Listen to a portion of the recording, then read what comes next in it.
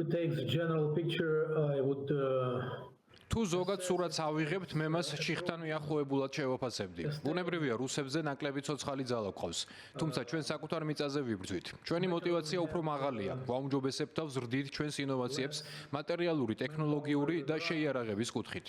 ამასობაში რუსები, რომლებსაც შედარებით ჭარბი ცოცხალი ძალა აქვთ, კარგავენ პირად შემადგენლობას. ჩვენ ჯერ კიდევ გვაქვს უარყოფითი ბალანსი იმასთან დაკავშირებით, თუ რა ფართობს ვიბრუნებთ ჩვენი კონტრშეტევების დროს ყოველდღიურად და რის დაკავებას ახერხებენ რუსები ყოველდღიურად მათი ინფილტრაციის ტაქტიკით.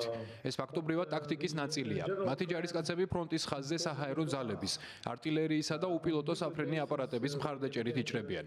მაგრამ ზოგადი ტენდენცია ჩვენთვის დადებითია. ყოველკვირეულად მათ სულ უფრო და უფრო ნაკლები ტერიტორიის დაკავება შეუძლიათ. დარწმუნებული ვარ, უახლოეს პერიოდში ჩვენ მათ სრულად შევაჩერებთ და სავარაუდოდ ეს ტენდენცია შეიცვლება.